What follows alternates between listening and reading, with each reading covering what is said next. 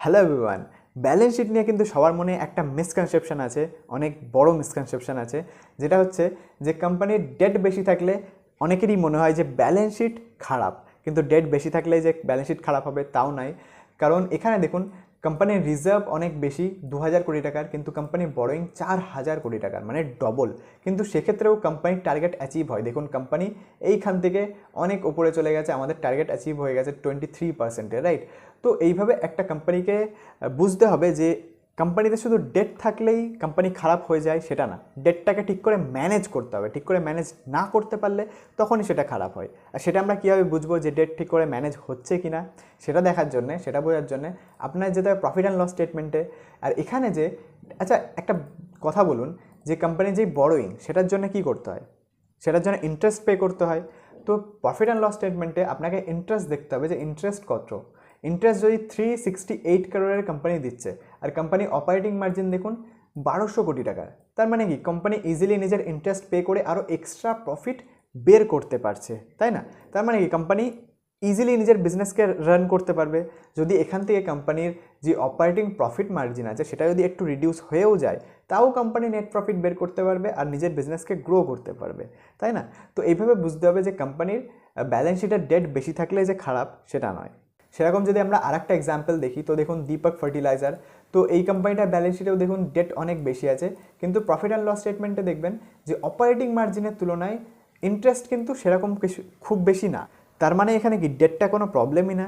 কিন্তু এখানে যদি কোম্পানির ইন্টারেস্ট অ্যামাউন্টটা এই যে অপারেটিং প্রফিট আছে এটাকে যদি পুরো শেষ করে দিত, তাহলে ডেট প্রবলেম ছিল।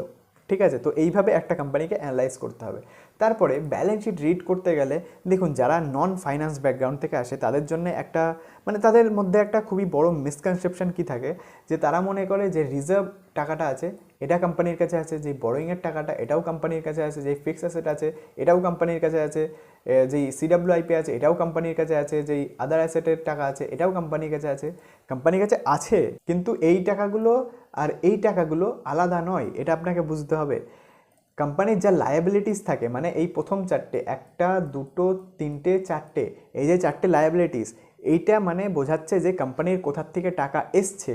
আর পরের যেই চারটে, এই একটা দুটো তিনটে চারটে, এইটা বোঝাচ্ছে যে কোথায় টাকাটা ইউজ হচ্ছে। বোঝা গেছে? মানে দুটোর টাকা কিন্তু আলাদা না, যেই টাকাটা আসছে সেটা ইউজ হচ্ছে। মানে এই ওপরে যদি 1000 কোটি টাকা আসে, তার মানে সেই 1000 কোটি টাকা কীভাবে ইউজ হয়েছে সেটা নিচে দেখলে বোঝা যাবে। আই হোপ এটা ক্লিয়ার। ঠিক আছে, তো এই একটা বড় মিসকনসেপশন থাকে সবার মধ্যে, যে এটা আলাদা টাকা এটা আলাদা টাকা না, ওপরেরটা যেই টাকা নিচেরটাও সেই টাকা, কিন্তু ওপরে কোথার থেকে টাকা এসছে সেটা আমরা বুঝতে পারবো, আর নিচে কোথায় টাকাটা ইউজ হয়েছে সেটা আমরা বুঝতে পারবো। ঠিক আছে, তো আই হোপ এটা ক্লিয়ার। তো এবারটা একটা ব্যালেন্স শিটকে রিড করতে গেলে কীভাবে স্টেপ বাই স্টেপ রিড করতে হয় সেটা আমরা শিখবো। তো সবার প্রথমে দেখুন, একটা কোম্পানির ব্যালেন্স শিটে যে রিজার্ভটা আছে সেটা সবসময় গ্রোয়িং থাকতে হবে।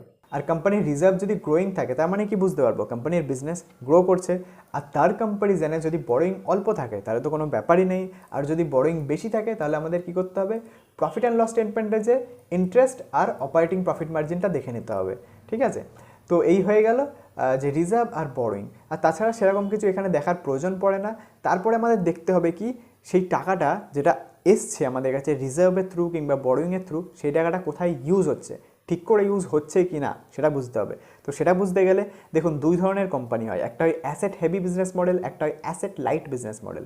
আর অ্যাসেট হেভি বিজনেস মডেলে আপনাদের কী দেখতে হবে, যে কোম্পানির যে ফিক্সড অ্যাসেট আছে সেটা সবসময় ইনভেস্টমেন্টের থেকে বেশি থাকতে হবে। আর যদি কোম্পানির ফিক্সড অ্যাসেটের থেকে ইনভেস্টমেন্ট বেশি থাকে অ্যাসেট হেভি বিজনেস মডেলে, তাহলে আপনাকে বুঝতে হবে যে কোম্পানির ম্যানেজমেন্ট নিজের বিজনেসে কনফিডেন্ট না, তো সেই জন্য সে বেশি টাকা কামানোর চেষ্টা করছে ইনভেস্টমেন্ট থেকে। এটা একটা রেড ফ্ল্যাগ, রাইট?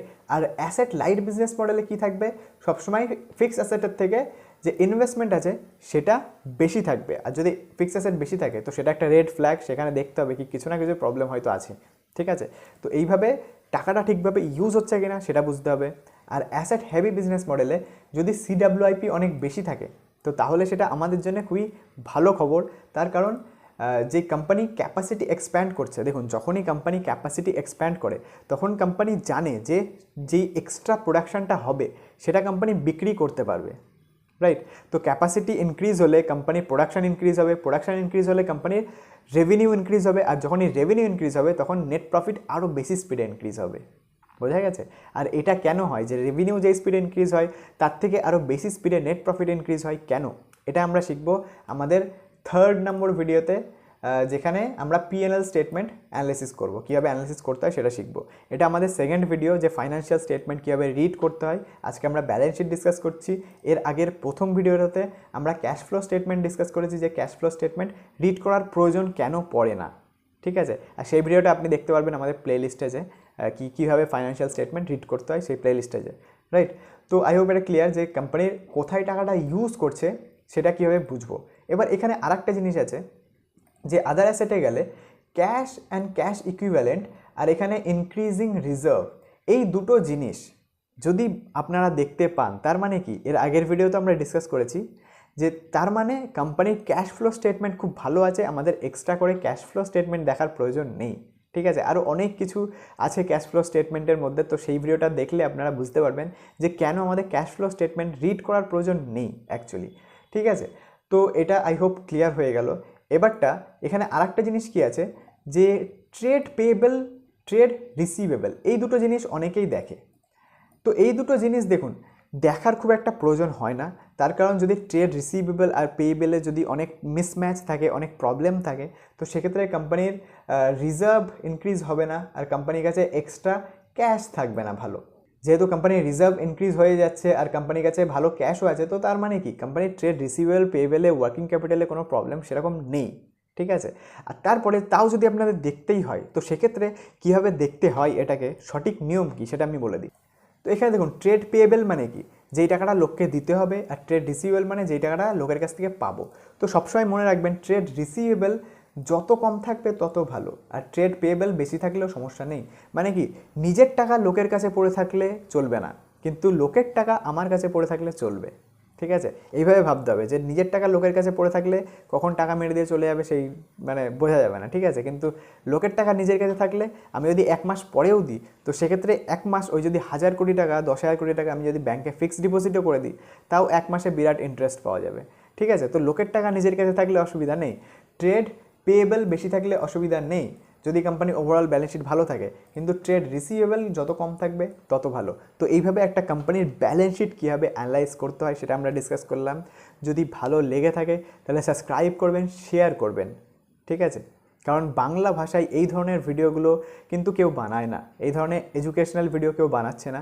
তো সেক্ষেত্রে আপনাদের সাপোর্ট খুবই প্রয়োজন। সাবস্ক্রাইব করবেন, শেয়ার করবেন। আবার দেখা হচ্ছে পরের ভিডিওতে। বাই।